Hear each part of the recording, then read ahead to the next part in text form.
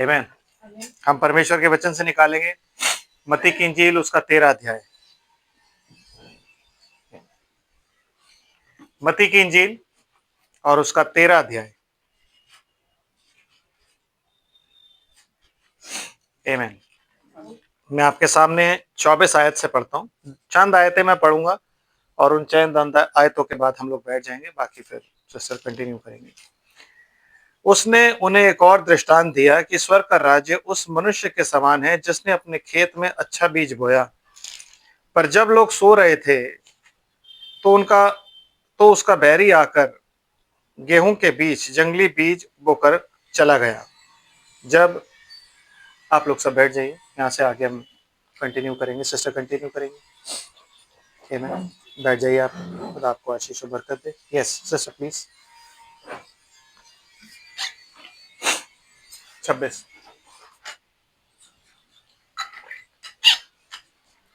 26 वर्ष। जब अंकुर निकली और बालें लगी तो जंगली दानों के पौधे भी दिखाई दिए। इस पर गृहस्थ के दासों ने आकर उससे कहा, हे स्वामी, क्या तूने अपने खेत में अच्छा बीज ना बोया था? फिर जंगली दाने के पौधे इसमें कहाँ से आए? उसने उनसे कहा, ये किसी शत्रु का काम है। दासों ने उससे कहा, क्या तेरी इच्छा है कि हम जाकर उनको बटोर लें? उसने कहा, नहीं, ऐसा न हो कि जंगली दाने के पौधे बटोरते हुए तुम उनके साथ गेहूं भी उखाड़ लो। आमीन। कटनी तक दोनों को एक साथ बढ़ने दो। कटनी तक दोनों को एक साथ बढ़ने दो। और कटनी के समय में काटने वालों से कहना कि पहले जंगली कहूंगा कि पहले जंगली दाने के पौधे बटोर कर जलाने के लिए उनको गट्ठे बांध लो और गेहूं को मेरे खत्ते में इकट्ठा करो। आमीन। परमेश्वर की आशीष उसके पवित्र वचन के पढ़े और सुने जाने पर हो। आमीन। तो ये दृष्टांत हम पहले भी देख चुके हैं। हमारा जो सब्जेक्ट है वही चल रहा है, मार्क ऑफ द बीस्ट। हम उसी में धीरे धीरे आगे बढ़ रहे हैं। आमीन। तो यहाँ पे यीशु मसीह के इस दृष्टांत पे आके हम रुकते हैं। इसलिए मैंने आपको इससे पहले वो वाला दृष्टांत दिया था जिसमें बीज जो है वो 4 जगह गिरे थे। इसलिए वो प्रार्थना वाली बात भी हमारे बीच में आई थी, ताकि हम जान सकें कि प्रभु की विल के अकॉर्डिंग चाहे कोई भी काम हो वो बिना विल के हम नहीं कर सकते। आमीन। तो उसको भी हमने इसीलिए जाना था। जब ये दृष्टांत हम सुनते हैं तो इस दृष्टांत में जो बात हम इतने टाइम से बोलते आ रहे हैं कि इस जगत में सिर्फ 2 तरीके के लोग होते हैं। आमीन। तो ये दृष्टांत जो है उस बात को बिल्कुल फुलफिल करता है, और यीशु मसीह के वचन के अनुसार ही आज हम जानेंगे कि वो 2 लोग कैसे होते हैं। आमीन। तो चेलों को यीशु मसीह ने दृष्टांत दिया, लेकिन चेलों को दृष्टांत समझ नहीं आया। तो अब क्या होता है, अब यीशु मसीह से वो कहते हैं कि भाई हमें दृष्टांत समझा तो दे। तो यीशु मसीह 34 आयत से उनको दृष्टांत समझाना शुरू करता है। 34th verse. Sister please. ये सब बातें यीशु ने दृष्टांतों में लोगों से कही। हाँ जी। और बिना दृष्टांत में उनसे कुछ न कहता था कि जो वचन भविष्यद्वक्ता के द्वारा कहा गया था वह पूरा हो। मैं दृष्टांत कहने को अपना मुंह खोलूंगा। आमीन। मैं उन बातों को जो जगत की उत्पत्ति से गुप्त रही हैं प्रकट करूंगा। क्या करूंगा? प्रकट। सिखाऊंगा नहीं, टीच नहीं करूंगा, कॉलेज में नहीं ले जाऊंगा, लेकिन क्या करूंगा? उनको रिवील करूंगा। और रिवील करने का काम सिर्फ और सिर्फ किसका है? आत्मा का। आमीन।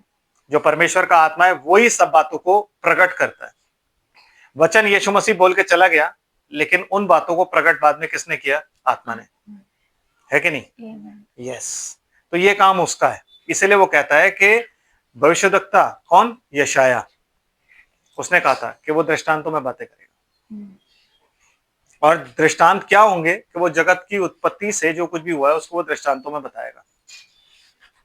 तो जब वो हे साहब के बच्चों बोलता है तो वो दृष्टांत में बोल रहा है।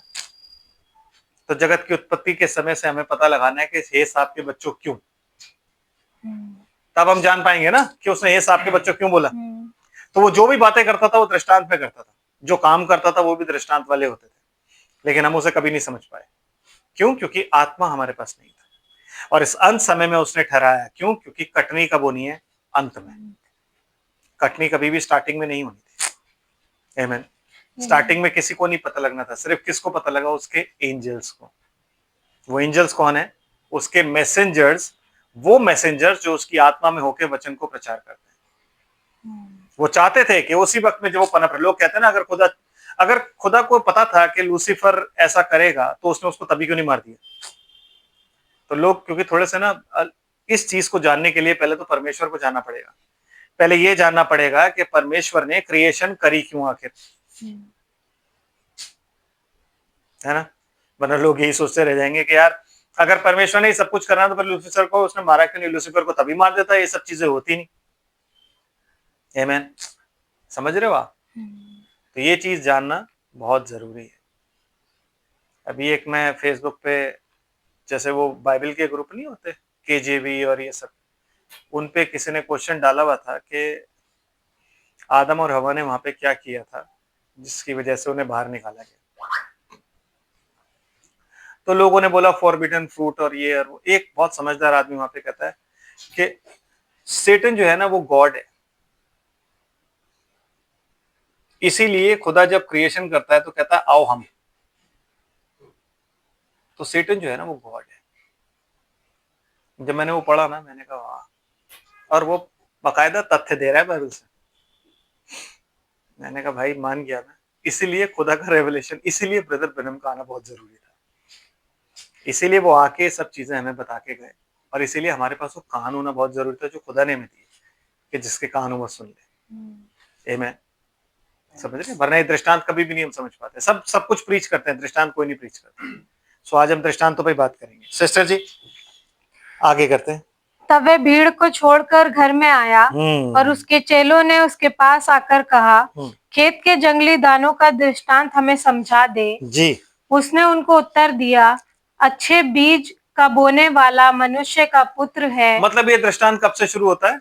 When Jesus Christ came with his ministry, है ना। It started with his ministry। तो न्यू टेस्टमेंट के जो लोग हैं उनके लिए, जो लोग कहते हैं ना नहीं he is father of all, क्योंकि यीशु मसीह ने सिखाया आए हमारे बाप, है ना, सिखाया उसने आए हमारे बाप। तो वो हमारा बाप तब होगा जब हम भाई होंगे। हम जबरदस्ती में भाई तो नहीं हो सकते ना, जब तक हम बाप से पैदा नहीं होंगे भाई कैसे हुए। तो अगर यीशु मसीह कह रहा है आए हमारे बाप, तो इसका मतलब है यीशु मसीह भी बेटा है और वो हमारा बड़ा भाई है। तो जब तक हम खुदा में नहीं पाए जाएंगे तो फिर वो हमारा बाप कैसे हुआ। हम किसी ऐसे ही बंदे को बाप थोड़े ना बोल देंगे, अपना रास्ते में चलते हुए कह देंगे हमारा बाप। इसीलिए लोग पुकारते हैं खुदा को जब, तो बहुत से लोगों की खुदा सुनता नहीं, क्योंकि रिकॉग्नाइज करने के लिए ना यीशु मसीह का होना बहुत जरूरी है।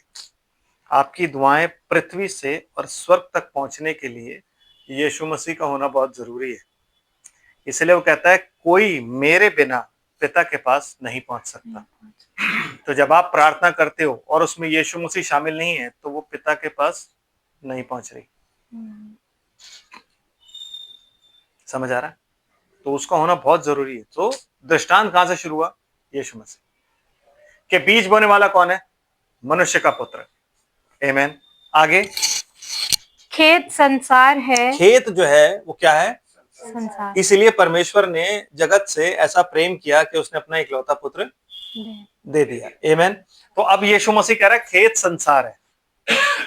आमीन। तो अब इस खेत में वो बीज बो रहा है, ठीक। और वो बीज कौन है? सिस्टर जी आगे पढ़ते हैं। अच्छा बीज राज्य की संतान। अच्छा बीज कौन है? राज्य की संतान। और जब हमने पहला वाला दृष्टांत देखा था जिसमें 4 अलग अलग थे, कोई रास्ते पे गिरा, कोई यहाँ गिरा, कोई वहां गिरा, उसमें बीज कौन था? वचन। उसमें बीज वचन था।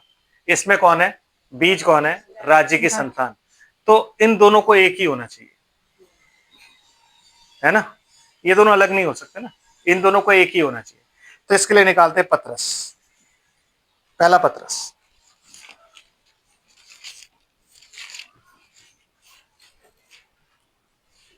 निकाला? हाँ, 10 आयत से पढ़ते हैं, सॉरी 20 आयत से पढ़ते हैं। पहला पतरस पहला अध्याय 20 आयत।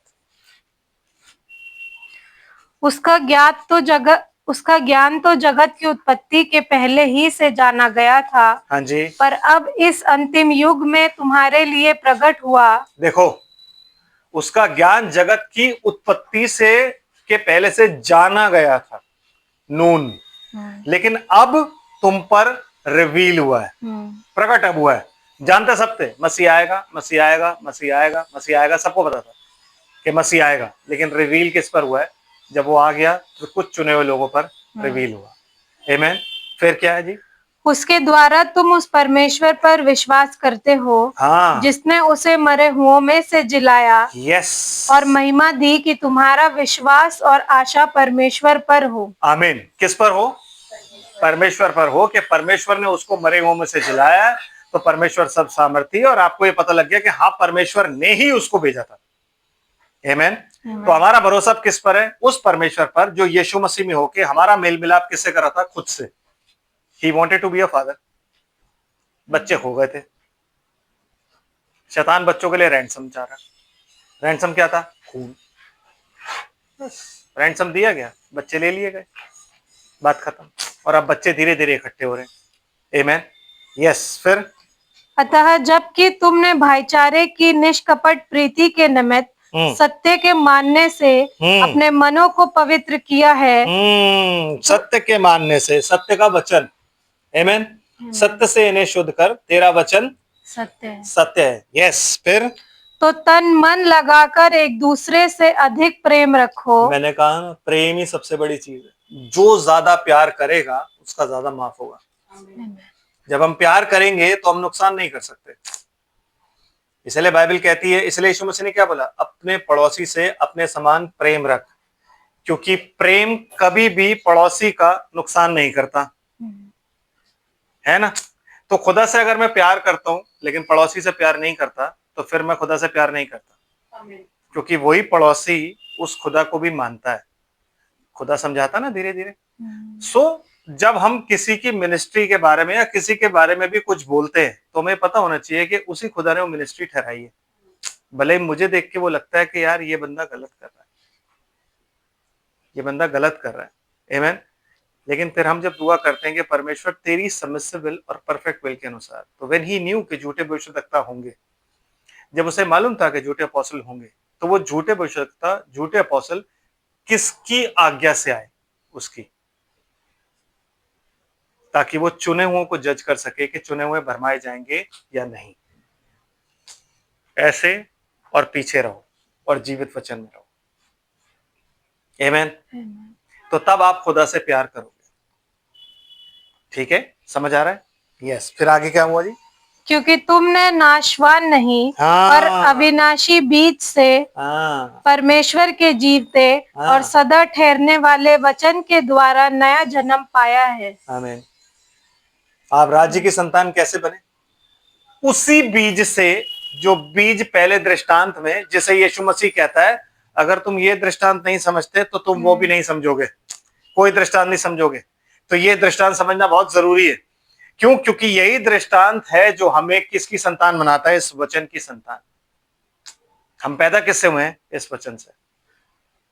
नाशमान, देखो बाइबल कहती है कि शब्द मारता है और आत्मा जलाता है। तो बहुत लोगों के पास बाइबल है आज, लेकिन वो मर रहे हैं। क्यों? इस वचन में जब तक वो क्विकनिंग पावर जो स्पिरिट की होती है वो नहीं होगी ना, तब तक ये वचन जो है आपका कोई फायदा नहीं करेगा। इसलिए यीशु मसीह क्या कहता है? जो बातें मैंने तुमसे कही वो आत्मा भी है और जीवन भी है। तो जब तक वो आत्मा और वो जीवन आप इस वचन में नहीं पाओगे, ये आपकी स्पिरिट को क्विकनिंग नहीं करेगा और आप अनंत के लिए नहीं जी सकते। आपने मरना ही मरना है, क्योंकि आप पढ़ तो रहे हो लेकिन आपके पास आत्मा नहीं है। आत्मा नहीं है तो वो रेवलेशन नहीं है, रेवलेशन नहीं है तो फिर आप कैसे जानोगे कि अद्वैत परमेश्वर और यीशु मसीह जिसे उसने भेजा कौन है? आप तो अभी भी दो ही सिंहासन दिखाओगे। ये पढ़ने के बाद भी आप यही बोलोगे कि नहीं, दो सिंहासन है, वो एक पिता और एक पुत्र, जबकि हमें पता ही नहीं कि इटर्नल स्पिरिट का कोई सिंहासन नहीं। Eternal spirit is eternal spirit, it is beyond, beyond. सिर्फ इटर्नल स्पिरिट को आप कैसे दे सकते हो? Through Christ. जितनों ने मुझे देखा उन्होंने पिता को देख लिया, क्योंकि स्पिरिट देखी नहीं जाती, आप खुदा का कैरेक्टर देखते हो। तो खुदा ने जो कुछ वो था ना, जो कुछ उसके अंदर था, वो सब किस में उंडेल दिया? यीशु में। इसलिए वो क्या बोलता है, जिसने मुझे देखा है ना उसने पिता को देख लिया। आमीन।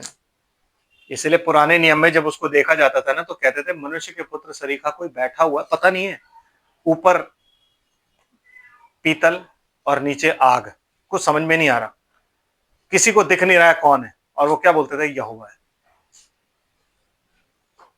है ना। वो हमेशा क्या बोलते थे, पिलर ऑफ फायर क्यों नहीं बैठा हुआ दिख गया उनको ऊपर? क्योंकि वो सारी चीजें क्या है, फॉर्म्स हैं, वो सब चीजें फॉर्म है जिससे वो अपने आप को प्रकट करता था। और वो इंतजार किस चीज का कर रहा था, इस यीशु का, कि ये कब आए और मैं अपने आप को इसमें ढेलूं और फिर ये सबत बन जाए और फिर मैं आराम करूं। क्योंकि अब काम कौन कर रहा है, यीशु। और यीशु के जाने के बाद काम कौन कर रहा है, हम। लेकिन हम खुद काम नहीं कर सकते।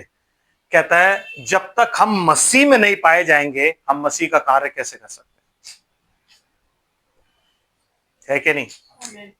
अगर हम ट्रेडिशन और रिलीजन के साथ होंगे, जो कि क्रिश्चियन रिलीजन है, जो कि क्रिश्चियन ट्रेडिशंस है, जब तक हम उसमें होंगे तो हम मसीह का काम कैसे। कोई भी मुझे मसीह को अपनी शिक्षा से कैसे समझाएगा, मुझे बताओ ना आप।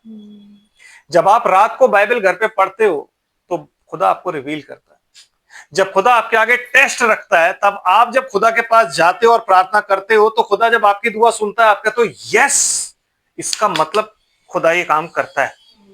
तो वो आपका रेवलेशन है। मेरे सिखाने से कुछ नहीं होगा, 6 साल 60 साल से सिखाता आ रहा हूं, 10 साल से कुछ नहीं होता। बट जब वो डीलिंग खुद करना शुरू करता है ना, तब आपके ऊपर रिवील होता है कि नहीं यार, माई गॉड इज माई गॉड। आमीन। तब आप बोलना शुरू करते हो, तब आप कहना शुरू करते हो, यही खुदा है। हमारा काम ये होता है, देखो खुदा बातचीत मिनिस्ट्रीज के थ्रू करता है, ये बात सच है। इसलिए 5-fold मिनिस्ट्री ठहराई गई है, क्योंकि ताकि खुदा बात जब करे ना तो कई बार खुद बात करता है, कई बार वचन के द्वारा बात करता है, कई बार मिनिस्ट्री के द्वारा बात करता है।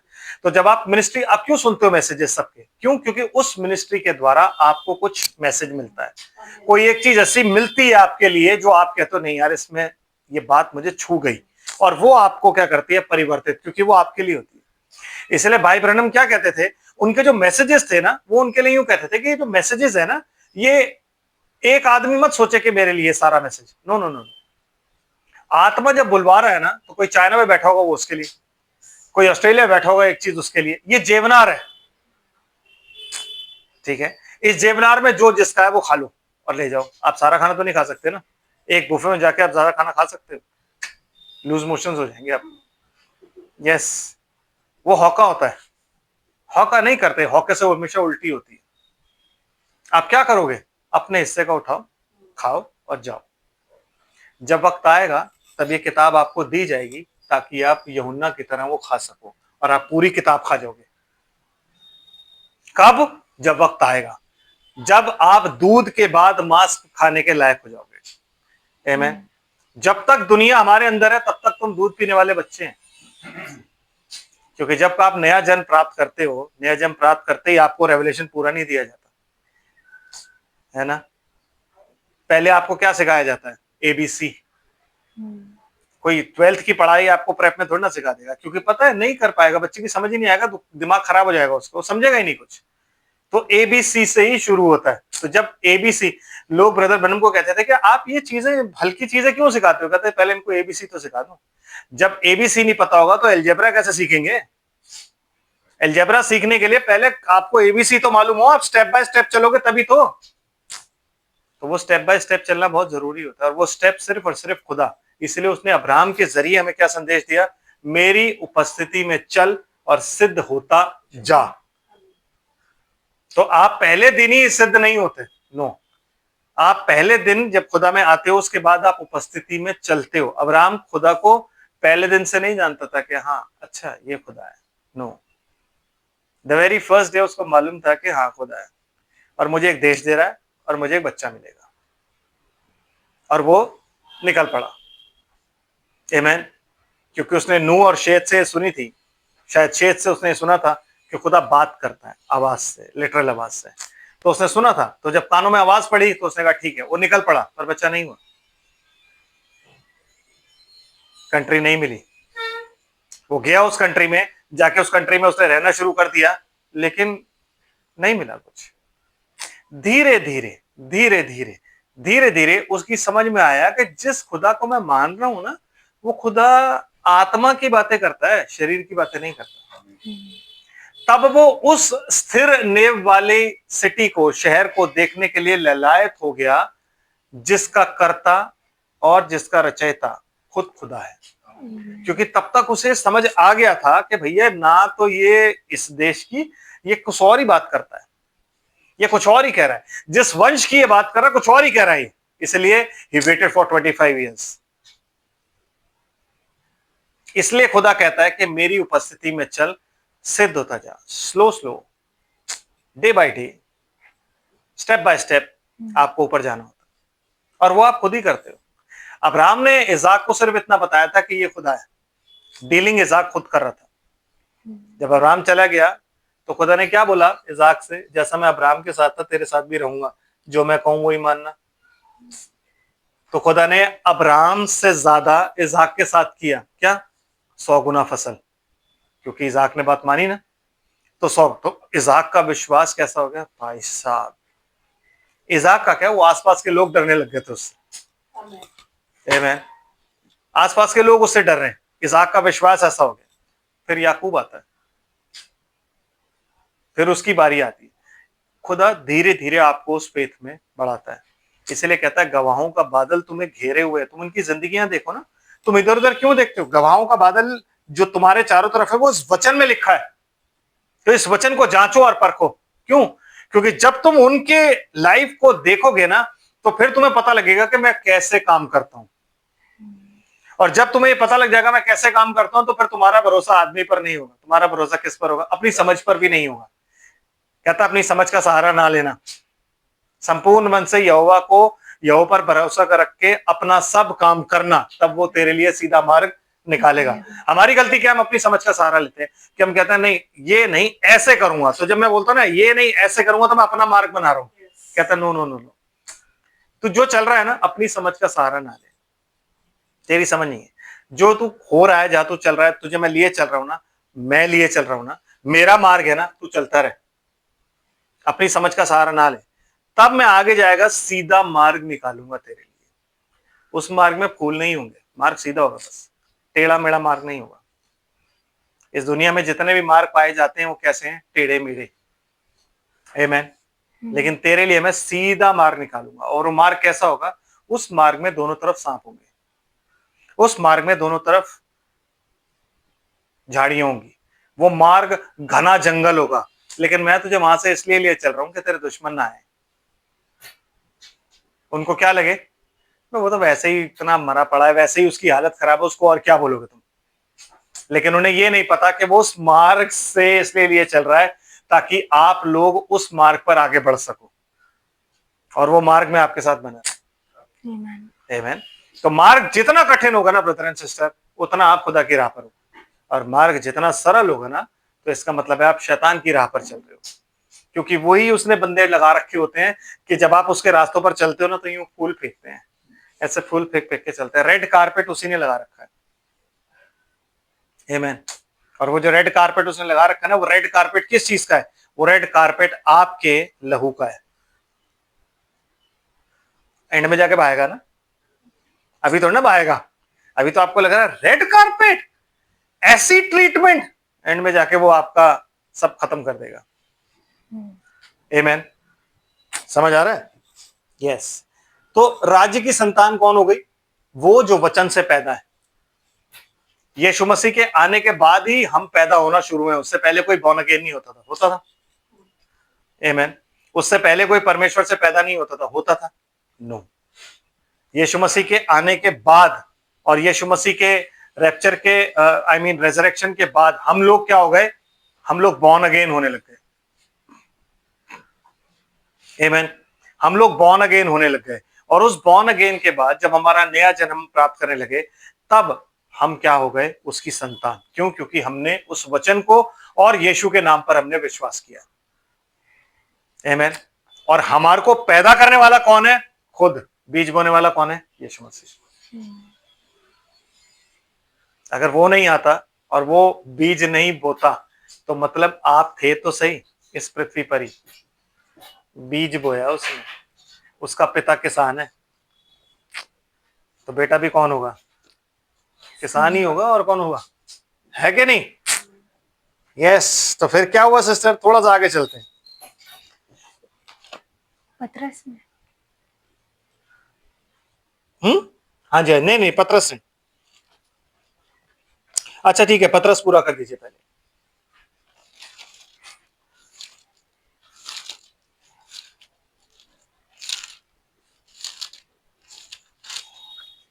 क्योंकि हर एक प्राणी घास के समान है और उसकी सारी शोभा घास के फूल के समान है। घास सूख जाती है और फूल झड़ जाता है, परंतु प्रभु का वचन युगानुयुग स्थिर रहता है। इसका मतलब यह है कि अगर आप प्रभु के वचन के अनुसार पैदा हुए हो, आप वचन से पैदा हुए हो, तो आप हमेशा स्थिर रहोगे।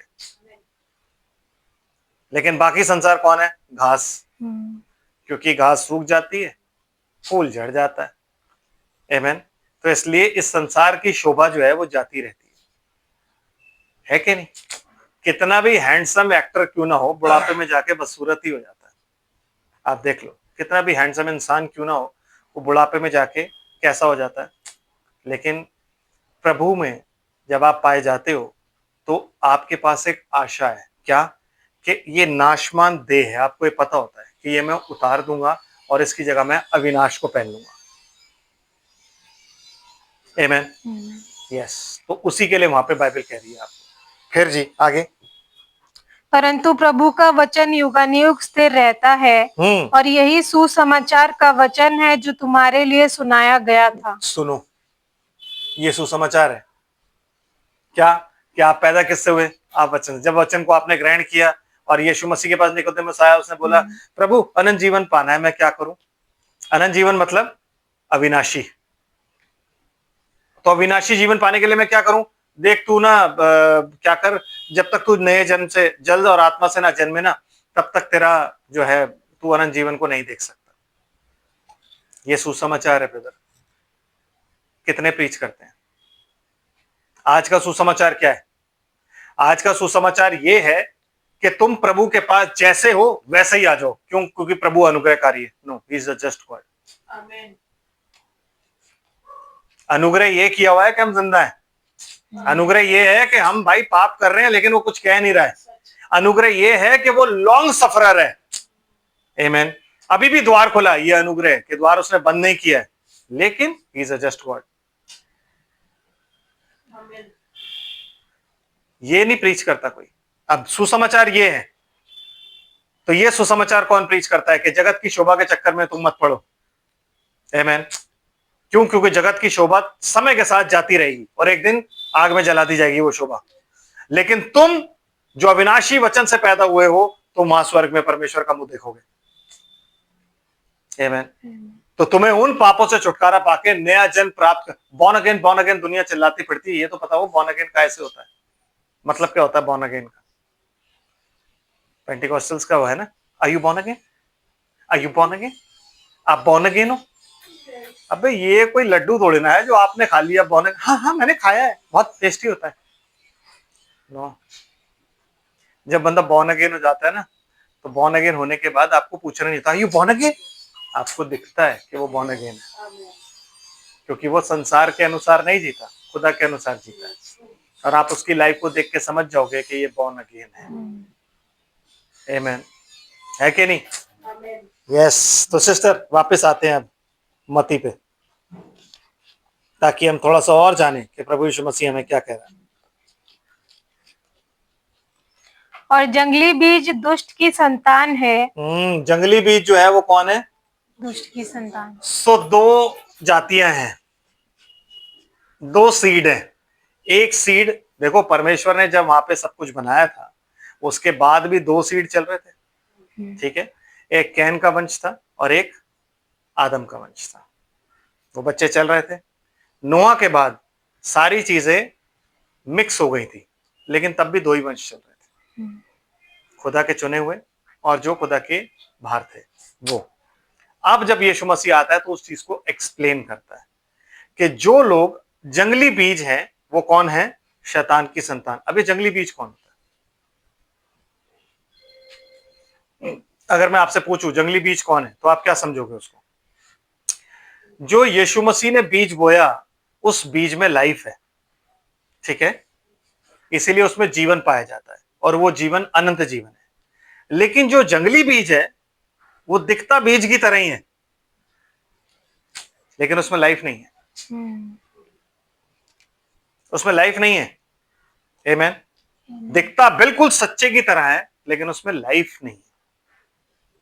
तो मतलब एक ही चर्च के, एक ही जगह के वो लोग हैं, क्योंकि यीशु मसीह क्या कहता है, मैं संसार के लिए प्रार्थना नहीं करता, क्योंकि अगर वो पूरे संसार के लिए प्रार्थना करता तो इन दुष्टों के लिए भी प्रार्थना करता, जो दुष्ट की संतान, जो शैतान की संतान है। कहता नहीं नहीं, मैं इनके लिए नहीं करता, मैं उनके लिए करता हूं जिन्हें तूने मुझे दिया। वो कौन है? जो बीज मैंने बोया, राज्य के संतान, वो लोग हैं। तो ये बीज उन्हीं के मन में बोया गया और उन्हीं के मन में जब बोया गया तो फलवंत हुआ और वो राज्य की संतान बन गए। तो गॉस्पेल क्या है? Kingdom of God is near, kingdom of heaven is eight hand. ये गॉस्पेल है। हमें किस में लेकर के जाना है लोगों को? चर्च में नहीं ले जाना ब्रदर एंड सिस्टर। हमारा प्रचार जो है वो क्या होना चाहिए? राज्य का। क्योंकि निकोदेमस यही पूछने आया था और यीशु मसीह ने क्या बोला? परमेश्वर के राज्य को तू देख भी नहीं सकता। निकोदेमस ने क्या पूछा था? अनंत जीवन पाने के लिए मैं क्या करूं? कहता जब तक तू नए सिरे से ना जन्मे तू परमेश्वर के राज्य को देख भी नहीं सकता। दोनों एक ही चीज है। आमीन।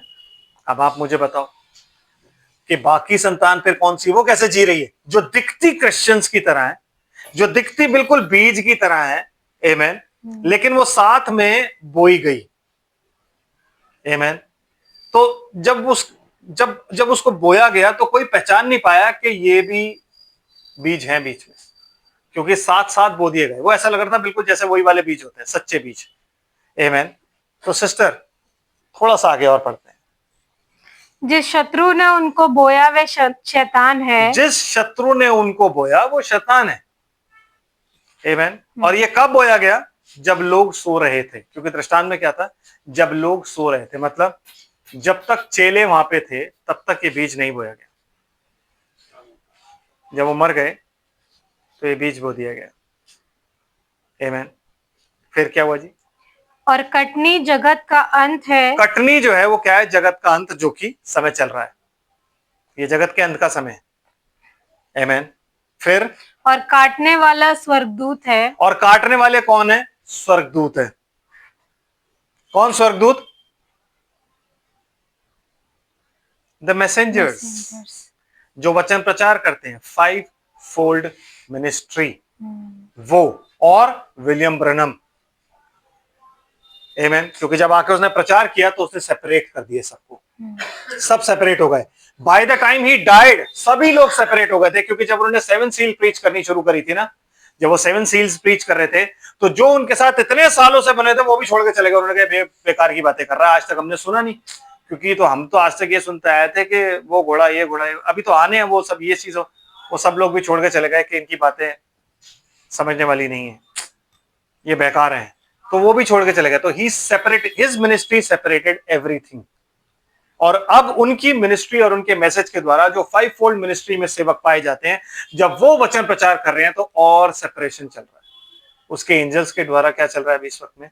सेपरेशन चल रहा है, अलग थलग सब कुछ हो रहा है। जब कहां? अंत के समय में। Yes sister. अतः जैसे जंगली दाने बटोरे जाते और जलाए जाते हैं, वैसे ही जगत के अंत में होगा। हाँ, क्योंकि तब क्या होगा? दोनों पौधे बढ़ जाएंगे। अब इतना समझ आ गया आपको? सिस्टर क्या लिखा हुआ है पूरा कर दो, फिर हम वापस दृष्टांत पे चलते हैं। मनुष्य का पुत्र अपने स्वर्गदूतों को भेजेगा और वे उसके राज्य में से सब ठोकर के कारणों को और कुकर्म करने वालों को इकट्ठा करेंगे। ये कौन लोग हैं ठोकर के कारण और कुकर्म करने वाले? नहीं पता आपको? क्या यीशु तू हमें लेके नहीं जा रहा है? तू हमें ऐसे कह रहा है, हमने तेरे नाम से भविष्यवाणियां करी, हमने तेरे नाम से दुष्ट आत्माएं निकाली, हमने तेरे नाम से चंबे के काम किए। कहता मैं तुम्हें जानता ही नहीं, कौन हो तुम? ये बोलो। They are Christians, they seems to be Christians. आमीन। लेकिन वो यीशु मसीह की तरफ से नहीं है। उनको कब बोया गया था? जब लोग सो रहे थे। ये वो बीज है। तो क्या लिखा हुआ है? कुकर्म करने वाले और ठोकर के कारण। ठोकर के कारण है वो। ब्रदर, जब आप बाइबल पढ़ते हो तो आप देखते हो पतरस के पास सोना चांदी नहीं था, क्या था? यीशु मसीह का नाम। लेकिन आज जब आप प्रचारकों को देखते हो तो उनके पास सब कुछ है। जब आप देखते हो तो यीशु मसीह के पास एक वेश्या भी आई तो भी उसने उससे अपने आप को दूर डिस्टेंस रखा, और उस वेश्या को यह बताया गया उसकी आत्मा के द्वारा कि ये कौन है? ये प्रभु है। लेकिन आज जितने भी लोग सेवक पाए जाते हैं, आप उनके कैरेक्टर को देख सकते हो। आप जानते हो ना कि लोग कहते हैं ऐसे होते हैं क्या आपके यहाँ पे पास, है ना? ठोकर के कारण है। यस, जो बाहर वाले देखते हैं वो हमेशा आपके यहाँ पे सेवक ऐसे होते हैं क्या, ऐसे काम करते हैं क्या? तो क्या लिखा है बाइबल में? वो ठोकर के कारण है। और वो कौन है? कुकर्म करने वाले। कुकर्म करने वाले। इनिक्विटी, मतलब इस वचन के अनुसार उनको मालूम है कि मुझे क्या करना चाहिए, वो नहीं कर रहे हैं। क्यों? क्योंकि उनको ग्लोरीफाई करवाना अपने आप को अच्छा लगता है। क्यों? क्योंकि उन्होंने शैतान के आगे घुटने टेक के, जिसने ये बोला था कि मैं सारा राज्य तुझे दे दूंगा, सारी वैभव, ये सब कुछ, ये प्रतिष्ठा, ये मैं तुझे दूंगा, ये सारे बलाम के बच्चे हैं। 3 चीजें है ना बाइबल ने मना किया था। पहली चीज कौन सी थी? पहली चीज थी दौलत, वेल्थ। बालाम वेल्थ के कारण गिरा। दूसरी चीज क्या थी? पॉपुलैरिटी। शाउल पॉपुलैरिटी के कारण गिरा। और तीसरी चीज क्या थी? औरत। शिमशोन औरत के कारण गिरा। बाहर से नहीं प्रीच करता था वो आदमी, वचन में से ही निकाल के बताता था आपको। आज कितने बालाम, कितने शिमशोन और कितने शाउल बैठे हुए हैं, जिन्हें लोगों की भीड़ को प्रसन्न करने के लिए वो वही बोलते हैं जो लोगों को अच्छा लगता है। आमीन। और लोग उन्हें पसंद करते हैं। क्यों? क्योंकि लोगों को मोटिवेशनल स्पीच सुननी होती है। बाहर वैसी इतनी टेंशन है क्योंकि कोई भी सुधरना नहीं चाहता। कोई भी ये नहीं जानता कि यीशु मसीह ने बोला था उस टाइम में ये सब चीजें होंगी। हमारे साथ नहीं है क्या? हमारे साथ भी है। आमीन। लेकिन उसके साथ अनुग्रह भी तो है। तभी तो वो कहता तू आग में से गुजरे तो तुझे जला ना सकेगी। भाई आग से गुजरना है, लेकिन वो चर्चेज आपको आग से गुजरने नहीं देते। जैसे आप आग तक पहुंचते हो एक रास्ता आपको दिखाते, भाई वो रास्ता देख लो, वो बढ़िया रास्ता है, वहां पे कोई कांटे, तकलीफ, पत्थर कुछ नहीं है, उस रास्ते पे चलो। आप आग में कहां जा रहे हो? आप खुदा का रास्ता आग का ही है ब्रदर। जब वहां पानी होता है वो कहते हैं नहीं नहीं भाई पानी डूब जाएगा, ये वाले रास्ते चलो, ये वाला रास्ता हम लेके चलते हैं, हम लीडर हैं आपके, हम लेके जाएंगे, आपको कोई परेशानी नहीं होगी, हम जाते हैं, है ना? क्यों? क्योंकि कहता है वो राज्य की संतान नहीं है, वो किसकी संतान है? दुष्ट की संतान है। और दुष्ट की संतान कैसे कार्य करती है मालूम है?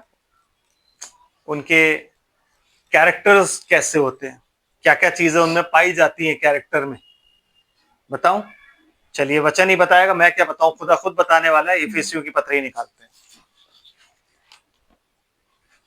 2 अध्याय, पहली आयत से पढ़ते हैं। सिस्टर क्या लिखा हुआ है?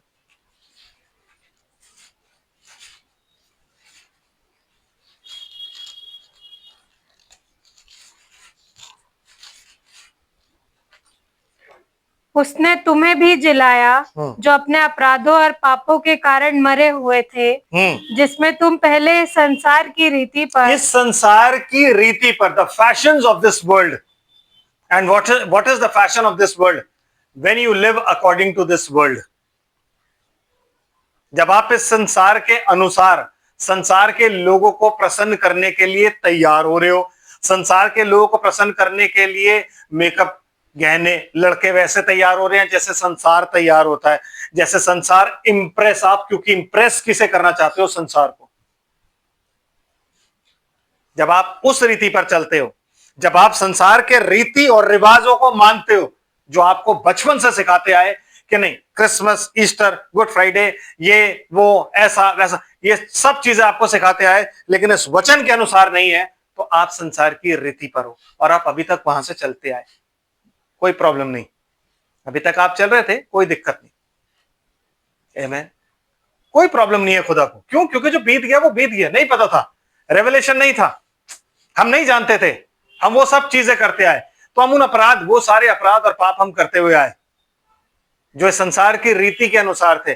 संसार की रीति, फैशन आपको पता है बदलता है हर बार। संसार का फैशन बदलता है। संसार की रीति क्या होती है? क्या है रीति? अबे तू इतना बेवकूफ मत बना कर, एक बार बंदा देख, अगर वो सही है तो ठीक, वरना उसके बाद तू उसे कन्नी कर ले, है कि नहीं? लेकिन बाइबल क्या कहती है? बार बार कहती है अगर कोई तेरे को बेगार में 1 कोस ले जा रहा है, उसके साथ 2 कोस चला जा। कहती है कि नहीं कहती? बाइबल क्या कहती है आप? कि 2 कोस चला जा। क्यों? क्योंकि जब तू 2 कोस जाएगा तो वो बच जाएगा, बातें करता रहे उससे, तू अपना काम कर। लेकिन हम 1 कोस में कहता है मेरा तो आना ही बेकार हो गया, टाइम वेस्ट है वहां पे मेरा। No, there is no wastage of time. Bible कहती है कि तू जब तेरे से कोई तेरा कुर्ता मांगे तो उसे दोहर भी देते। दोहर क्या होता है ब्रदर? बनियान। और हम क्या कहते हैं? बेवकूफ है क्या तू? कोई कचहरी में ले जाकर तेरी कोई चीज मांगे, उसे दे दे, उसे कुछ बोल मत। ये बाइबल की रीति है। और संसार की रीति क्या है? पागल हो क्या? उल्टा केस डाल। No no, right, you have right brother. और यीशु मसीह ने यीशु मसीह किनका चरवाया है? भेड़ों का, जिनका कोई राइट नहीं होता। उनका ऊन भी उनका नहीं होता, क्योंकि उनका ऊन ही हम पहन के घूम रहे होते हैं, और हम भेड़ हैं, और हम अपनी ग्लोरी किसी को नहीं दे सकते, जबकि उसने अपनी ग्लोरी हमें दी। आज उसने हमें महिमा युक्त ठहराया है ना, स्वर्गीय स्थानों पर बिठाया। इसी इफिसियों में लिखा है कि उसने हमें स्वर्गीय स्थानों में बिठाया है और महिमा भी दी है। लेकिन हम नहीं कर सकते वो काम। क्यों? क्योंकि हमारे राइट्स हैं, हमारे अपने अधिकार है। हम अपने अधिकारों को क्यों छोड़े? ये मेरा अधिकार है, ये मेरा राइट है, ये मेरा मेरा मेरा मेरा मेरा कुछ भी नहीं है, सब कुछ उसका है। हमारे पापा कहते हैं कि निवाला प्लेट से और मुंह तक जाने का बहुत फासला है। ये बात सच है, ये बात सच है। कितने लोग ऐसे हैं जो निवाला बनाते हैं पर मुंह तक नहीं जाता, बंदा मर जाता है। ये फासला बहुत बड़ा होता है। आमीन। उसकी मर्जी होगी तो आप निवाला खाओगे, उसकी मर्जी होगी तो आप नहीं खाओगे निवाला, चाहे कुछ भी हो जाए, चाहे आप कितने भी अमीर क्यों ना हो, हैं, चाहे कितने भी व्यंजन क्यों ना हो, नहीं खा पाओगे। अगर आप चम्मच लगा के करो, फोन ही आ जाएगा, आ जाओ निवाला छोड़ दिया, उसकी मर्जी नहीं है, आप खाओ। आमीन। समझ आ रहा है? तो संसार की रीति जो है ना ब्रदर, वो बाइबल के अगेंस्ट है। अमीर आदमी आ रहा है, अमीर आदमी को यीशु मसीह क्या कह रहा है? वो कहता है प्रभु मैं अनंत जीवन पाने के लिए क्या करूं? कर तू आज्ञा को तो मानता है ना, ये ना कर, ये ना कर। हाँ हाँ प्रभु, उनको तो मैं लड़कपन से मानता हूं।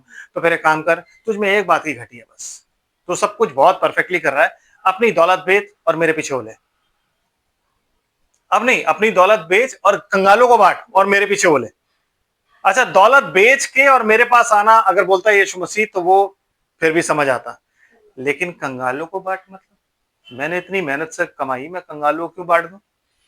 वो मेरी दौलत है। समझ आ रहा है? इसलिए अमीर बांटना नहीं चाहते कुछ भी, वो मेरी दौलत है। एनजीओ सिर्फ वो इसलिए खोलते हैं ताकि उनका टैक्स बच जाए, इसके अलावा और कुछ नहीं। भाई बता रहा हूं मैं, कुछ नहीं है ऐसा। टैक्स बचाने के लिए एनजीओ को ले जाते हैं। यस, ब्लैक का व्हाइट एनजीओ और इन सब चीजों में। लेकिन यीशु मसीह कहता है उनको बांट दे और तू मेरे पीछे हो ले। वो उदास होके चला जाता है। गलत चीज मांगी, उसे कहते हैं लव। उसे अपनी दौलत से उन लोगों से ज्यादा, किनको कह रहा था? अन्य जातियों को बांटने के लिए नहीं कह रहा था, इजरायलियों को बांटने के लिए कह रहा था। और व्यवस्था की पुस्तक में क्या लिखा है? तेरे यहां पे कोई गरीब ना हो। ये व्यवस्था में लिखा है कि तेरे यहां पे कोई गरीब ना हो।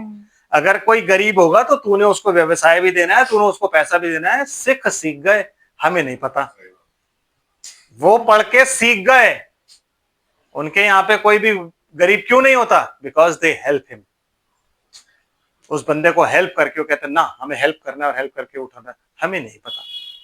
तो यीशु मसीह ने जब कहा कि तू कंगालों को बांट दे, उसने कहा प्रभु ये थोड़ा सा प्रॉब्लम वाली बात है, क्योंकि मैं ना दौलत नहीं बांट सकता। और कुछ है तो बता दे, और कोई आज्ञा तेरी हो तो। यही मुख्य आज्ञा थी, क्योंकि ये क्या थी? अपने परमेश्वर से अपने सारे मन, अपने सारे प्राण, अपनी सारी बुद्धि और अपनी सारी दौलत से प्यार कर। तो अगर वो लुटानी पड़े ना, लुटा दो। और तू मेरे पीछे बोले आमेन, और वो बेचारा वापस चला गया। तो संसार की रीति ये है क्या, मैं तो पागल है क्या, बेवकूफ है क्या था, एक बार देखता है, 2 बार देखता है, 3 बार देखता, तू पागलों की तरह ये करता रहता है। नो ब्रदर, बाइबल यही सिखाती है। मत्ती 5 हमेशा संसार की रीति के अगेंस्ट सिखाता है। आज कर रहे हैं ना सब लोग, प्रोटेस्ट प्रोटेस्ट प्रोटेस्ट। मत्ती 5 क्या सिखाता है, ब्लेसेड आर यू, धन्य हो तुम जब लोग मेरे नाम की खातिर तुम्हें सताएं, तुम्हें मारें और तुम्हारा नाम बुरा जानकर अपनी सभाओं से काट दे। तब तुम क्या करना, प्रोटेस्ट नहीं करना, तब तुम खुश होना और अपनी आंखें स्वर्ग की ओर उठाना, क्योंकि वहां तुम्हारा बड़ा प्रतिफल है। क्योंकि उन्होंने उन भविष्यद्वक्ताओं के साथ भी यही किया जो तुमसे पहले थे, तो वो तुम्हारे साथ भी करेंगे। और हम क्या करते हैं, प्रोटेस्ट, हमारे राइट्स अकॉर्डिंग टू आर्टिकल फलाने फलाने, हमारा ये राइट है। उसका कोई राइट नहीं था, नंगा टंगा हुआ था। और अभी मुंह लटका के सब पहुंचे होंगे अगले से अगले हफ्ते ही पहुंचे होंगे सारे, के मर गया हमारा यीशु, मर गया, क्रॉस नीचे लगा के बॉडी के ऊपर कफन डाला होगा, सब मुंह लटका के पहुंचे होंगे। क्यों मरा, किस लिए मरा, कैसे मरा, कोई लेना देना नहीं है। आमीन। सारे शराबियों को ये होगा कि उसी दिन पेटियां इकट्ठी कर रखी होंगी, क्यों, सैटरडे से ही शुरू करना है। हम 3 दिन क्यों इंतजार करें, हम सैटरडे के रात से ही शुरू हो जाएंगे। यस, क्योंकि हमने तो अपनी आंखों से देखा ना चीजें होती है, पेटियां तभी इकट्ठी हो जाती है। आमीन। कैसे 40 दिन उन्होंने बर्दाश्त किया बिना पिए, वेरी डिफिकल्ट। वो स्वर्ग छोड़ के आया, हमारे लिए प्याला पिया। आमीन। लेकिन संसार की रीति आपको क्या सिखाती है, आप जैसे हो आप वैसे आ जाओ, खुद आपको वैसे पसंद करते हो। यस, मैं कहता हूं आप जैसे हो आप वैसे आ जाओ, लेकिन जब आप आओगे तो आपको बदलना भी है भाई, वो यही कह रहा है। आगे क्या लिखा है सिस्टर, थोड़ा सा। जिनमें तुम पहले संसार की रीति पर और आकाश के अधिकार के हाकिम, हाँ। अर्थात उस आत्मा के अनुसार चलते थे, हाँ, जो अब भी आज्ञा ना मानने वालों में कार्य करता है। किन में कार्य करता है, जो आज्ञा नहीं मानते। इंग्लिश में क्या लिखा हुआ है, चिल्ड्रन ऑफ डिसोबीडियंस। वहां पे ना जब आप इंग्लिश पढ़ोगे तो उसमें क्या लिखा हुआ है, चिल्ड्रन ऑफ डिसोबीडियंस, आज्ञा ना मानने वालों पर अभी भी कार्य करता है। और वो क्या है, संसार की रीति को उसने, उसका जो अधिकारी है आकाश में, कौन, शैतान। आमीन। शैतान, उसके अधिकार में ये संसार दिया गया है कि ले भाई कर ले तूने जो करना है। उसकी रीति के अनुसार हम चलते थे, जो अब भी आज्ञा ना मानने वालों पर कार्य करता है। तो आज्ञा क्या है, परमेश्वर का वचन। जब आप उसको नहीं मानते तो आप क्या बन जाते हो, दुष्ट की संतान। आमीन। क्यों, क्योंकि अगर आप परमेश्वर के वचन से ऊपर अपने ट्रेडिशंस को रखोगे, इस संसार की रीतियों को रखोगे, और आप किसी मनुष्य को प्लीज करने के लिए परमेश्वर के वचन को नीचा कर दोगे, तो इसका मतलब है कि आप राज्य की संतान नहीं हो। क्योंकि अगर आप पैदा वचन से होते ना, तो आप वचन को प्रेफरेंस देते, है कि नहीं। आप रीति रिवाजों को प्रेफरेंस नहीं देते, आप किसको देते, वचन को प्रेफरेंस देते आप। है, समझ आ रहा है।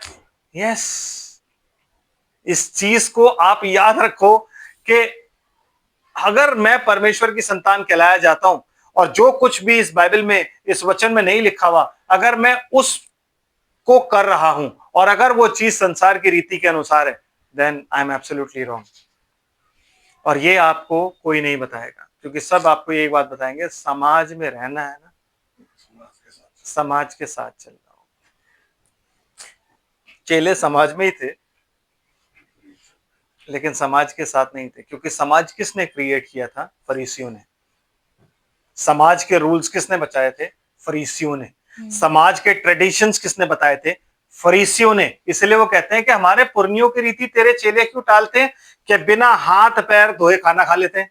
तो वो रीति किसकी थी, पुरनियों की, एल्डर्स की, कि बाहर से आओ तो हाथ पैर धो के और फिर खाना खाना चाहिए, क्योंकि, और वो रीति बन गई थी। है नहीं, अभी तो रीति थी, धर्मोपदेश तो अब है, रीति थी। रीति का मतलब पता क्या होता है, वो लोग बाहर से आके हाथ पैर से धोते कि भाई बाहर मिट्टी धूल मिट्टी में आया तो खाना खा। अब चेलों ने ऐसे ही खा लिया तो वो रीति तोड़ रहे। डू यू अंडरस्टैंड कि शुरू किसने किया? वो उन्होंने क्या बना दिया? रीति। किसने? फरीसियों ने, कि ये रीति नहीं तोड़नी है। बाहर से जब भी आओ हाथ पैर धो, खाना खाओ, उसके बाद उठो, ये करो, ये रीति, वो रीति, वो रीति, और जितने भी तुम्हारे पर्व हैं वो अब परमेश्वर के पर्व नहीं, अब यहूदियों के पर्व हैं। इसीलिए जब कभी आप किसी क्रिश्चियन से बात करोगे, कहें हम ईस्टर क्या, हम तो बाइबल में लिखा हुआ है ईस्टर, इंग्लिश की बाइबल पढ़ो, वहां पे क्या लिखा हुआ है? Passover, feast of Passover. तो हम तो वही मना रहे हैं, फीस्ट ऑफ पास ओवर बनाते हैं हम लोग। आमेन। हम नहीं मनाते क्या feast of Passover? Feast of pass over is holy communion, not a day. Amen. Not a day. Feast of pass over is holy communion. उसके बाद से फीस्ट ऑफ पास ओवर, यीशु मसीह के बाद से जो फसह का पर्व था वो क्या था? Holy communion. क्योंकि जब तक मैं ना आऊं तुम उसकी मृत्यु का प्रचार करते हो, जब तक वो ना आए उसकी मृत्यु का उस दिन तुम प्रचार करते हो। आमीन।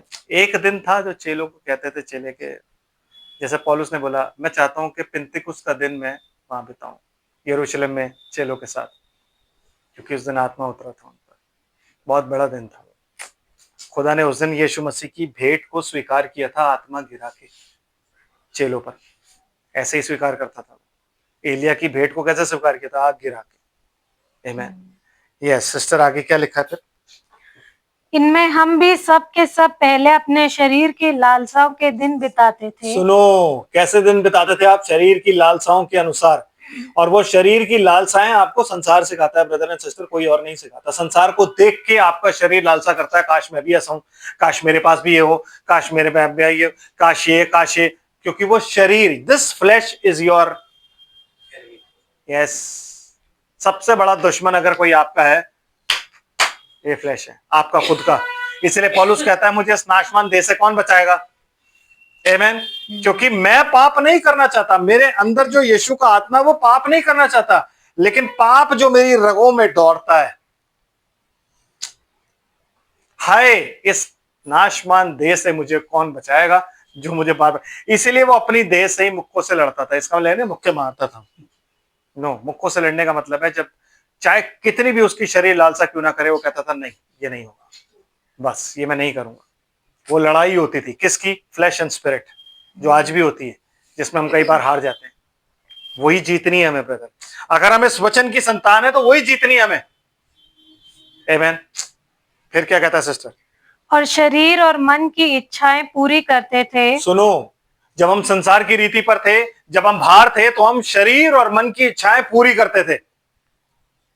किसकी तरह? आज्ञा न मानने वालों की तरह। किसकी तरह? चिल्ड्रन ऑफ डिसोबीडियंस की तरह। वो लोग जो शैतान ने बीज बोया था ना, उससे जो बच्चे निकले वो कौन थे? शैतान की संतान। उन्होंने ही सिखाया, उन्होंने ही सिखाया। वही थे सबसे पहले जो पतरस के पास आके क्या कहते हैं? हे भाइयों, हमारी विधवाओं की सुधि नहीं ली जाती। वही थे, क्या लेके आए थे? केयर्स ऑफ दिस लाइफ, जिसके लिए यीशु मसीह ने कहा था तुम चिंता मत करना।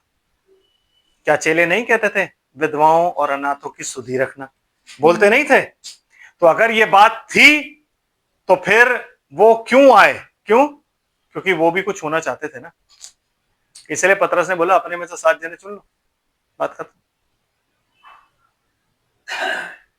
5 उन्होंने अपने चुने, 2 उन्होंने ऐसे चुने जो खुदा के चुने हुए थे, स्तिफनुस और फिलिपुस, और खुदा ने उन्हें क्या किया? सेपरेट कर दिया। लेकिन 5 उन्होंने मेजोरिटी अपनी रखी ताकि माल अपने पास आए। वहीं से शुरू हो गया था क्या? Cares of this world. और वो धीरे धीरे चलते चलते इफिसियों की चर्च में जब आते हो, इफिसुस की कलीसिया के दूत को उन्होंने वहां उन प्रेरितों को जो झूठे थे परख कर झूठा पाया और अपने आप को सेपरेट कर लिया। वो धीरे धीरे धीरे धीरे जब 325 एडी में आए तो उन्होंने बोला आपको रिकग्निशन मिलना चाहिए, आप लोग इतना सब कुछ कर रहे हो। तो जितने भी झूठे थे सारे उनके पास चले गए, क्योंकि दे वांटेड रिकग्निशन। उनको पहचान चाहिए थी, उनको प्रतिष्ठा चाहिए थी, उनको ड्रेस चाहिए थी, उनको चर्च चाहिए था, उनको बहुत जबरदस्त ऑल्टर चाहिए था, और उन्हें यह चाहिए था कि जब वो फरीसियों की तरह रोड पर चले तो लोग उनसे दूर हो जाए और ऐसे खड़े हो जाए। आमीन। और वही हुआ। और हम कहां चल रहे हैं? संसार की रीति पर। और इस फ्लैश के अनुसार। भैया खुदा में जाना है, खुदा में तो जीना है, हमें सब कुछ करना है, लेकिन इसको भी तो, इसकी लालसाएं भी तो पूरी करनी है। खाना पीना, रोटी कपड़ा मकान, किसकी लालसा होती है? इसकी। रोटी कपड़ा मकान किसकी लालसा होती है? इसकी। और यीशु मसीह कहता है अन्य जातियां उन चीजों की लालसा रखती हैं, लेकिन तुम ये मत सोचना, तुम सिर्फ और सिर्फ मेरे राज्य की खोज करो, ये चीजें यूं ही तुम्हें दे दूंगा। तो तुम्हें कोई कुछ करने की जरूरत, मतलब तुम्हें बहुत मेहनत करने की जरूरत नहीं होगी। रोज की रोटी तुम्हें मिलेगी, कपड़े पहनने के लिए तुम्हें मिल जाएंगे, रहने के लिए तुम्हें घर भी मिल जाएगा। आलीशान नहीं होगा, जरूरत के हिसाब से तुम्हारी सारी जरूरतें मैं पूरी करूंगा, लेकिन तुम क्या करो? मेरे राज्य की खोज करो। आज की डेट में ये प्रचार कहां है? क्यों नहीं है? क्यों? क्योंकि बीज साथ में ही बोए गए ब्रदर। और वो बीज क्या सिखा रहे थे? प्रॉस्पेरिटी। वो बीज क्या सिखा रहे थे? कि अब तुम्हें परेशान होने की जरूरत नहीं है, अब जो राज्य है वो तुम्हें सपोर्ट करेगा, और वो देखो हम तुम्हें सारी फैसिलिटीज देंगे, हम तुम्हारे साथ सब कुछ करेंगे, कोई तुम पर हाथ नहीं रख सकता। अब तक तुम्हें लोग मारते आए ना, अब कोई नहीं मारेगा। क्यों? क्योंकि अब गवर्नमेंट तुम्हारे साथ, तुम्हें प्रोटेक्शन देगी। तो उसके बाद किन्हें मारा गया? उन बिलीवर्स को, जो बिलीवर्स बेचारे बाहर थे, उन्हें मारा गया। सिस्टर जी आगे चलते हैं। और अन्य लोगों के समान स्वभाव ही से क्रोध की संतान थे। मैंने कहा ना, क्रोध मत करना, क्योंकि हम जब पैदा हुए थे तो हमारे अंदर एक मेन चीज जो डाल के भेजी गई थी वो क्या था? क्रोध। वाई? क्यों? क्योंकि उस टाइम पे जब तक यीशु का लहू हमारे अंदर नहीं आया था, जब तक हमने उसको रिसीव नहीं किया था, जब तक उसने हमें नहीं पकड़ के अपने पास लेकर के आया था, तब तक हमारा जो खून था, उस खून में क्या मिक्स था? क्यों? क्योंकि brother blood of serpent was mixed. लेकिन हमारा खून क्या किया गया? शुद्ध किया गया। तो जब हमारा खून ही शुद्ध कर दिया गया, तो हमें मसीह का स्वभाव लाना है। क्यों? क्योंकि वो किसी को गाली, कोई उसको गाली देता तो गाली सुन के गाली नहीं देता था, और किसी को धमकी नहीं देता था। ये मसीह का काम था। तो वही स्वभाव हमारा होना चाहिए। हम पहले क्रोध की संतान थे, आमीन, लेकिन अब हम किसकी संतान है? शांति की। हम किसकी संतान है? मेल मिलाप की। हम किसकी संतान है? ग्रेस की। हम किसकी संतान है? दया की। इसीलिए जब हम कहते हैं परमेश्वर तू जो अनुग्रहकारी है, तो जब हम किसी पर अनुग्रह नहीं कर सकते तो हम परमेश्वर में कैसे हो सकते हैं? तो जब हम कहते हैं परमेश्वर तू जो दया में धनी है, जब हम किसी पर दया नहीं कर सकते तो हम दया में, हम परमेश्वर में कैसे हैं?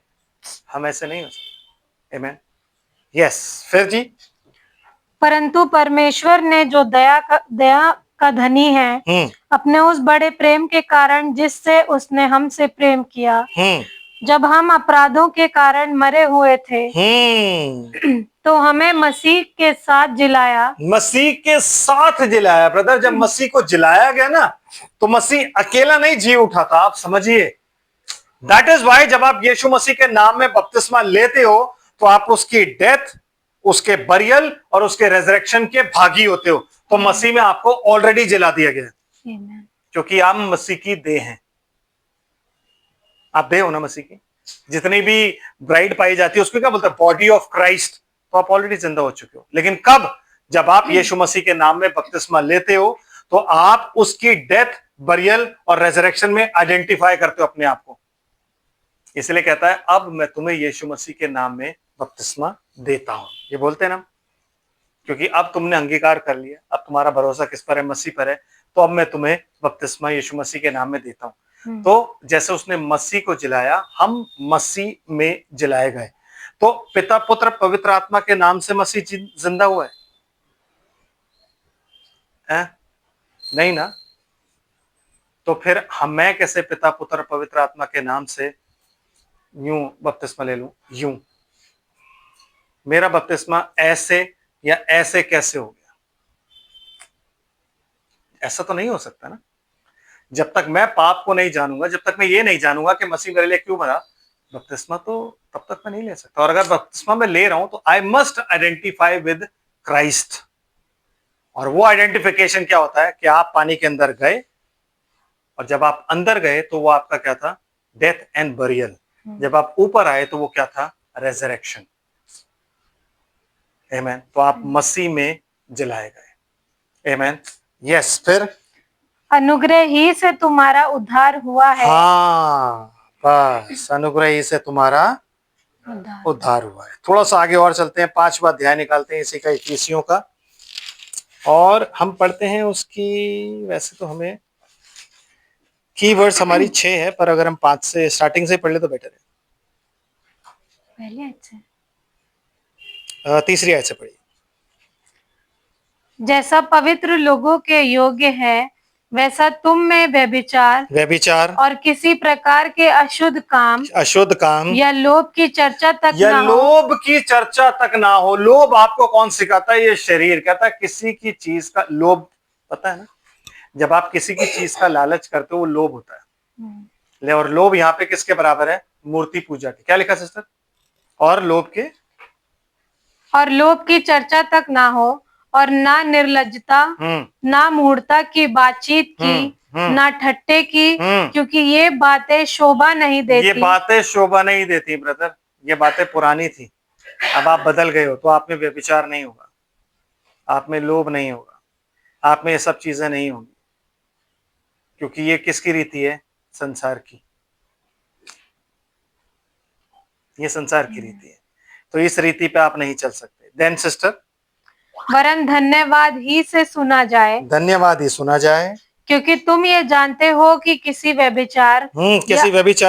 व्यभिचारी या अशुद्ध जन या लोभी मनुष्य की जो मूर्ति पूजक के बराबर है। लोभी मनुष्य जो मूर्ति पूजक है, ये 3 चीजें किसके बराबर है? मूर्ति पूजा, व्यभिचार, अशुद्धता और लोभ, ये मूर्ति पूजा के बराबर है। हम तो आइडल वर्शिप नहीं करते, क्या बात कर रहे हैं आप? बट हम व्यभिचार करते हैं, तो मूर्ति पूजा होगी। चलो, हम व्यभिचार भी नहीं करते, लेकिन हम अशुद्ध हैं। मतलब अशुद्ध का मतलब क्या हुआ? परमेश्वर का वचन हमारे अंदर नहीं है, हम उसके वचन के विरुद्ध कोई काम करते हैं, तो हम अशुद्ध हैं। इसीलिए यीशु मसीह कहता है, सत्य से इन्हें शुद्ध कर, तेरा वचन सत्य है। तो हम क्या हैं? अशुद्ध हैं। अगर परमेश्वर के वचन के अनुसार हम जीवन नहीं जी रहे, हम अशुद्ध हैं। और तीसरी चीज क्या है? लोभ, किसी भी चीज का लोभ। आमीन। किसी भी चीज का जब लोभ हमारे अंदर होता है, भले ही हम व्यभिचार नहीं कर रहे, भले ही हम अशुद्ध नहीं है, लेकिन अगर हमारे अंदर लोभ है, यार जैसा उसका चर्चा ना, मेरा भी हो यार, जितने मेंबर उसके पास है ना, मेरे भी हो यार, ये मेरा लोभ है कि नहीं? मैं किसी के चर्च का लोभ कर रहा हूं कि वैसा चर्च मेरा भी हो, खुदा वैसा पुलपिट ना मेरा भी हो। क्या कहती है बाइबल? जो तुझे दिया गया है ना, उसमें संतुष्ट रहे। आमीन। समझ रहे? तो अगर ये चीजें हमें पाई जाती हैं जो कि संसार की रीति पर हैं, तो हम कौन होते हैं? सिस्टर जी थोड़ा सा आगे पढ़ दो, पता लग जाएगा। जो मूर्ति पूजक के बराबर है, मसीह और परमेश्वर के राज्य में मिरास नहीं। अगेन फिर वही गॉस्पल आता है। गॉस्पल क्या है? परमेश्वर का राज्य। आमीन। गॉस्पल क्या है? परमेश्वर का राज्य। गॉस्पल हमें जो प्रीच करना है वो क्या है? परमेश्वर का राज्य, चर्चेस का राज्य नहीं, डिनोमिनेशंस का राज्य नहीं। आमीन। आज की डेट में बहुत से राज्य पाए जाते हैं, उनमें से खुदा बुला रहा है किसके लिए? अपने राज्य के लिए। आमीन। वो राज्य क्या है? मेथोडिस्ट, बैप्टिस्ट, पेंटिकॉस्टल, कैथोलिक, ये मेन है। इनके अलावा पता नहीं कितने और हजारों। फिर जी, कोई तुम्हें व्यर्थ बातों से धोखा ना दे। हाँ, कोई व्यर्थ बातों से तुम्हें धोखा ना दे, क्योंकि इन्हीं कामों के कारण परमेश्वर का क्रोध आज्ञा ना मानने वालों पर भड़कता है। फिर जब आप इसे इंग्लिश में पढ़ते तो क्या लिखा हुआ है? Children of disobedience. वो चिल्ड्रन ऑफ डिसोबीडियंस का मतलब कौन है? वो दुष्ट की संतान जो शैतान ने बोई जब लोग सो रहे थे, उन पर भड़कता है। क्यों? क्योंकि वो आपको यही सिखाते हैं। क्या? व्यर्थ धोखा। ब्रदर कोई बात नहीं, परमेश्वर अनुग्रहकारी है, आप अपना दुआ बंदगी सही रखो।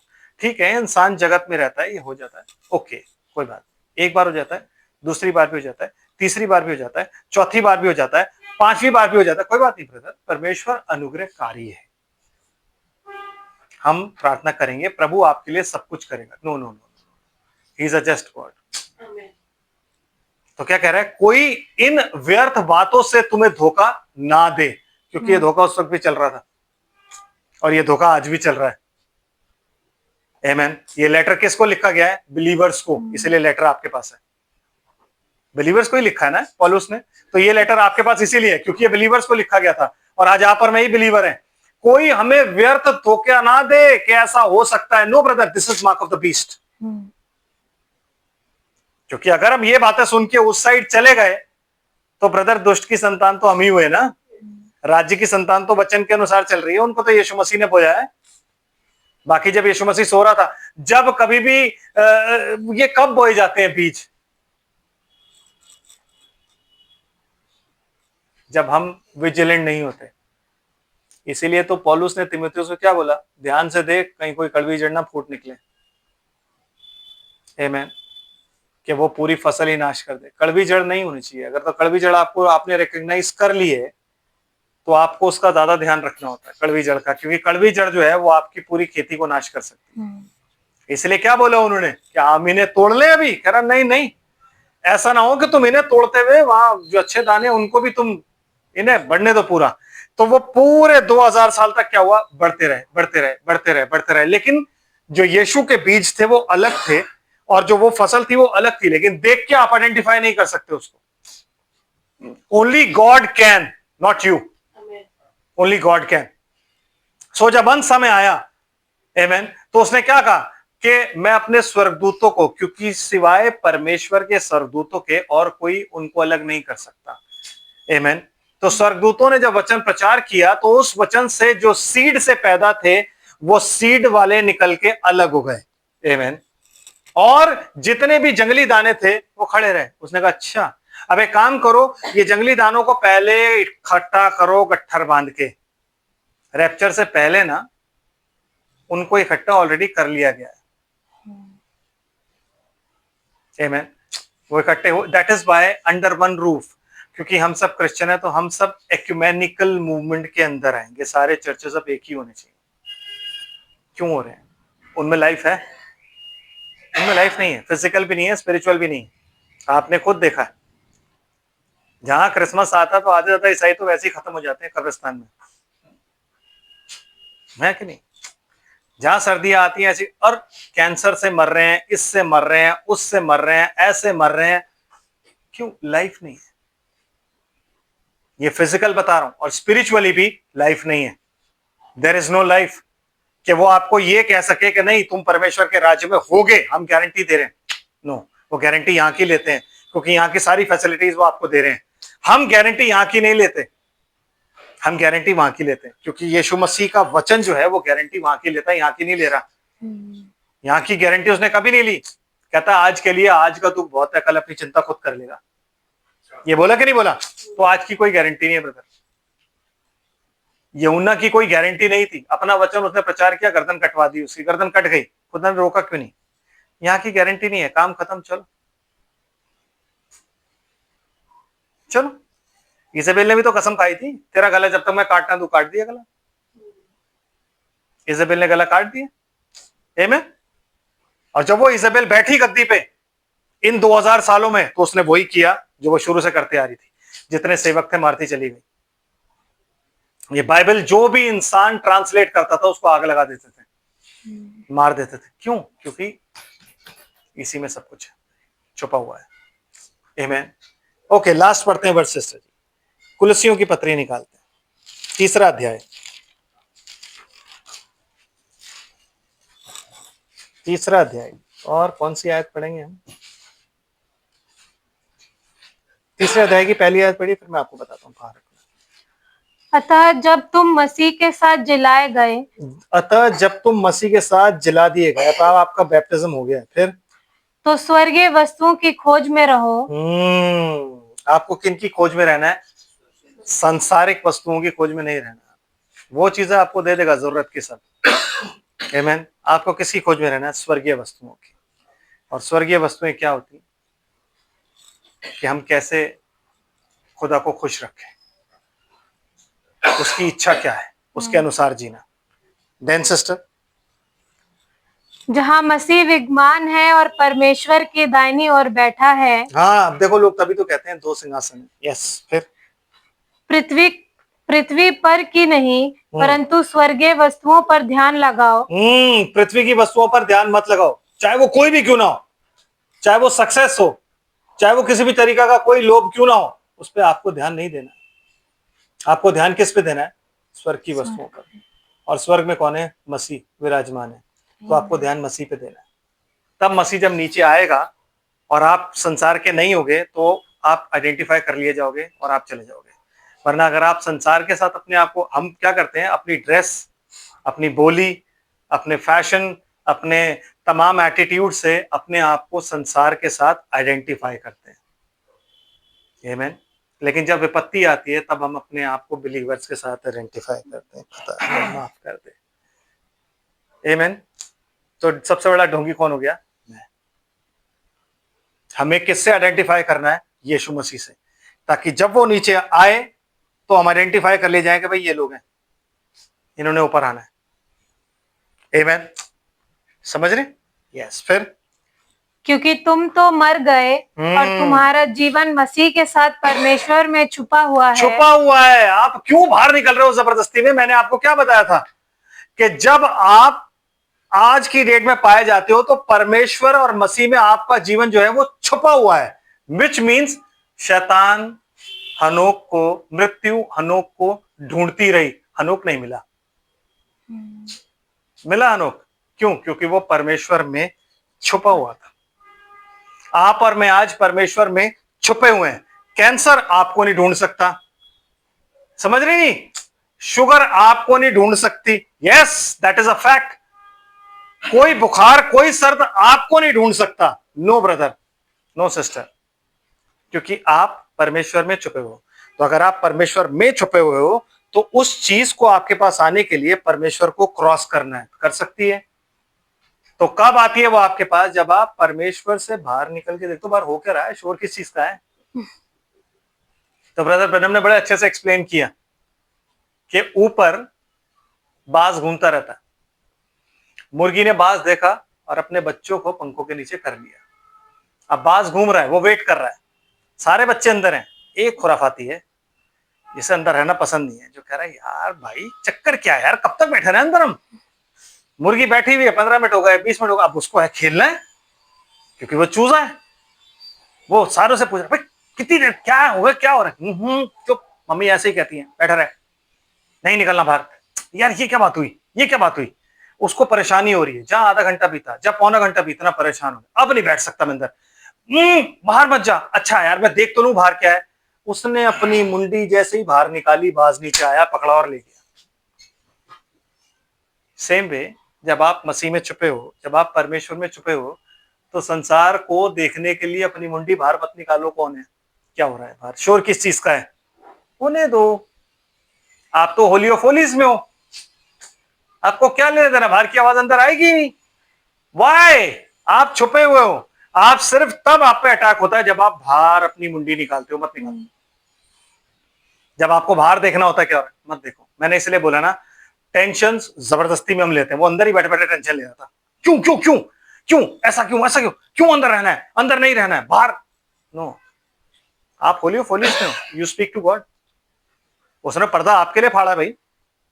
किसके लिए? मसीह के लिए फाड़ा था? नो नो, मसीह तो ऑलरेडी वहां पे है। वो पर्दा ऊपर से नीचे तक क्यों फटा? ताकि मैं और आप एंटर हो सके। तो आप तो वहां पे बैठे हुए हो, आपको जो बात करनी है खुदा से करो। इसलिए तो उसने पर्दा फाड़ा है, ताकि आप डायरेक्टली उसके पास जा सको। हम टेंशन लिए जा रहे हैं, प्रभु बाहर ये ना हो रहा है, प्रभु बाहर ऐसा हो रहा है, बाहर। तू बैठा रहे।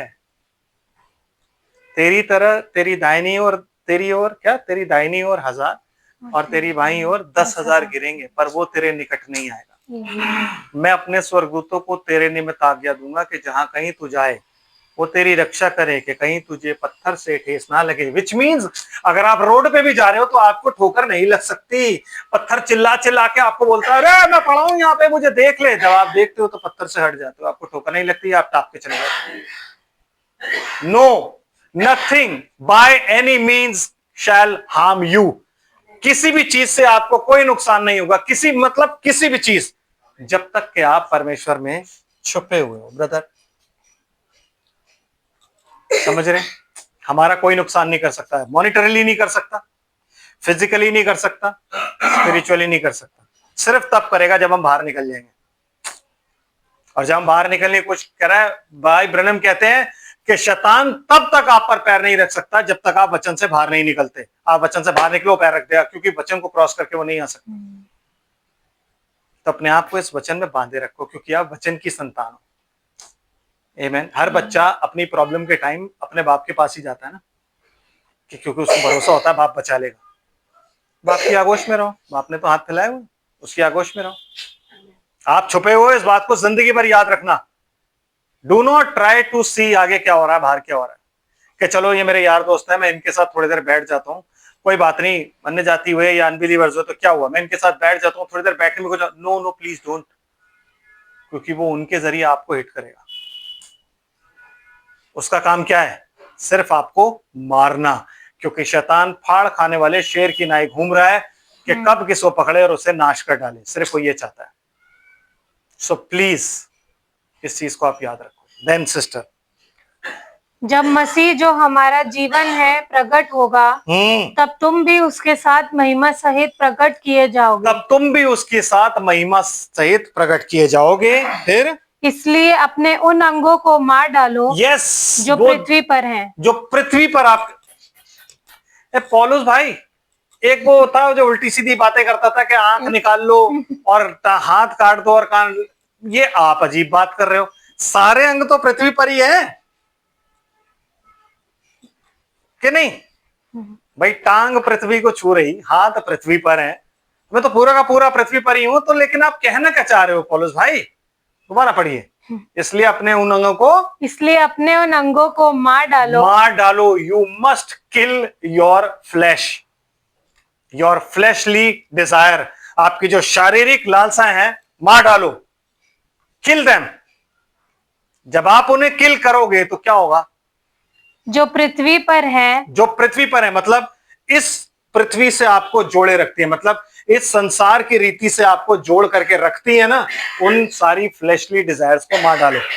जिन डिजायर से आप इस पृथ्वी के लोगों को इंप्रेस करना चाहते हो ना, खुश करना चाहते हो, मार डालो। क्योंकि यीशु मसीह कहता है, जब तक कोई अपना भाई बहन, बाप, माँ, बेटा, बेटी, पत्नी, सबको छोड़ के मेरे पीछे ना आए ना, वो मेरा चेला नहीं। मतलब वो कहता है भाई, किसी को इंप्रेस नहीं करना, मुझे करना है। आप यहाँ पे क्यों आए हो? यीशु मसीह को इंप्रेस करने, उसकी लाइफ जीने और उसे खुश करने। यस सिस्टर, फिर अर्थात व्यभिचार, which is spiritual and physical. Spiritual व्यभिचार वो होता है जब आप परमेश्वर के वचन में अपनी खोपड़ी घुसेड़ते हो, कोई रीति घुसेड़ते हो और आप उसके साथ अनुसार चलते हो, तो वो स्पिरिचुअल व्यभिचार है। फिजिकल हम सब जानते हैं। और अशुद्धता, अगेन जब मैं परमेश्वर के वचन के अनुसार नहीं जीता, अशुद्धता। और दुष्कामना मतलब कोई भी ऐसी कामना, आपकी ऐसी पलंग पे लेटे हुए ऐसा विचार जो दुष्ट हो, कुछ सुश ना हो। सुश मतलब अच्छा और दुष्ट मतलब बुरा। तो बुरे विचार जब भी आपके मन में आया कल में, तो वो बुरा विचार अगर आपके अंदर है, आमीन, तो आप किसकी संतान हो गए? दुष्ट की संतान। आमीन। आपने जो कुछ भी सोचना है वो क्या सोचना है? According to the word of God. Let the meditation of my heart and my thoughts be pleasable to you. मतलब मेरे मन का ध्यान और मेरे हृदय के विचार तुझे ग्रहण योग्य हो। ओ सॉरी, मैं उल्टा बोल गया। मेरे हृदय का ध्यान और मेरे मन के विचार तुझे ग्रहण योग्य हो। तो जब आप ये प्रार्थना करोगे तो दोनों चीजें प्रभु के अनुसार होनी चाहिए और वचन के अनुसार होनी चाहिए, तब वो ग्रहण योग्य होगी ना, दुष्कामना थोड़ी ना हो जाएगी। आमीन। यस सिस्टर, फिर बुरी लालसा। कोई बुरी लालसा अपने अंदर नहीं रखनी कि यार, बस मैं बोलना नहीं चाहता, आपको बताना चाहता हूँ कि वचन कह रहा है कोई बुरी लालसा जो सांसारिक अभिलाषा या शारीरिक लालसाओं के अनुसार है, वो आपके अंदर ना हो। और लोभ को जो मूर्ति पूजा के बराबर है। लो जी, लोभ को जो मूर्ति पूजा के, लोभ जो है वो क्या है? मूर्ति पूजा के बराबर। किसी भी चीज का कोई भी लोभ, वो मूर्ति पूजा के बराबर है, चाहे वो खाने का ही क्यों ना हो। आमीन। यस, चाहे वो खाने का ही क्यों ना हो, चाहे वो कपड़ों का ही क्यों ना हो, चाहे वो किसी भी चीज का क्यों ना हो, वो मूर्ति पूजा के बराबर। Yes sister. इन्हीं के कारण परमेश्वर का प्रकोप आज्ञा ना मानने वालों पर पड़ता है। इन्हीं के कारण परमेश्वर का प्रकोप आज्ञा ना मानने वालों पर पड़ता है। ये भी चिल्ड्रन ऑफ डिसोबीडियंस है। आप इंग्लिश में पढ़ोगे तो वहां पे लिखा हुआ है चिल्ड्रन ऑफ डिसोबीडियंस। इंग्लिश की बाइबल क्या कहती है? चिल्ड्रन ऑफ डिसोबीडियंस पर परमेश्वर की वरात पड़ती है इन के जो ऐसे जीते। तो ये बात मुझे क्यों नहीं बताई गई पहले? क्यों नहीं पता थी? क्योंकि किसी ने बताया नहीं। क्यों नहीं बताए? क्योंकि कोई चाहता नहीं मैं जानूं। क्योंकि अगर मैं ये बातें जान जाऊंगा तो शैतान का जो राज्य है वो खत्म नहीं हो जाएगा। वो तो अपने राज्य में भीड़ ला रहा है, सबको ये चीजें बांट के। 3-3 हजार 4-4 हजार लोग क्यों जा रहे हैं लोगों के पास इकट्ठे होने? क्योंकि उनको दुखों से दूर होना है। कौन से दुख? फिजिकल दुख और फिजिकल मॉनिटरी दुख, इन सब दुखों से दूर होना है। और उन्हें लगता है वहां जाके दुख दूर हो जाएंगे। और बाइबल कहती है मसीह के दुखों में सहभागी हो। उसके पास सर धरने की जगह नहीं थी, आपके पास आलीशान बंगला है। वो पैदल चलता था, उसके पैरों में मिट्टी लगी होती थी, लेकिन आपके पास जो गाड़ियां हैं वो पता नहीं कितने लाखों की कारवां लेके चलते हो आप। उसके पास पुलपिट नहीं था, खड़े खड़े प्रचार करता था। आपके पास पता नहीं कितना बड़ा पुलपिट है। उसकी सुनने के लिए 11 लोग अकेले में उससे कहते थे हमें ये दृष्टांत तो समझा दे। तो वो दृष्टांत उन्हें समझाता था। आपके पास तो पता नहीं कितने लोग और आपको लगता है उन्हें समझ भी आ गया। आमीन। समझ रहे हैं बात को? Children of disobedience. पूरा कर दो जी। हो गया पूरा? 7। हाँ, 7 और 8 भी पढ़ दो। और तुम भी जब इन बुराइयों में जीवन बिताते थे तो इन्हीं के अनुसार चलते थे। हाँ, पर अब तुम भी इन सब को अर्थात क्रोध, रोष, बैरभाव, निंदा और मुंह से गालियां बकना, ये सब बातें छोड़ दो। ये सब बातें छोड़ दो। एक दूसरे से झूठ मत बोलो, क्योंकि तुमने पुराने मनुष्यत्व को उसके कामों समेत उतार डाला है। यस। और नए मनुष्यत्व को पहन लिया है। हाँ। जो अपने सृजनहार के स्वरूप के अनुसार ज्ञान प्राप्त करने के लिए नया बनता जाता है। बस नया बनता जाता है, नया बन नहीं गया। तो आपका नया जन्म जो है वो आपको नई सृष्टि बनाता है। पुरानी बातें बीत गई। तो वो दृष्टांत जो है वो क्या है कि यीशु मसीह ने तो अपना बीज बो दिया और हम जो पैदा हुए वो उसके बीज से पैदा हुए, अविनाशी बीज जो उसका वचन है। लेकिन जो लोग शैतान ने बोए वो कौन थे? वो ये लोग जो संसार की रीति, जो ट्रेडिशन होता है वर्ल्ड का, उसके अनुसार चलते हैं। आमीन। और हमें इन चीजों का बहुत खासा ध्यान रखना है। हमें ये वक्त बहुत गंभीरता से, बहुत सोबरनेस से गुजारना है ब्रदर।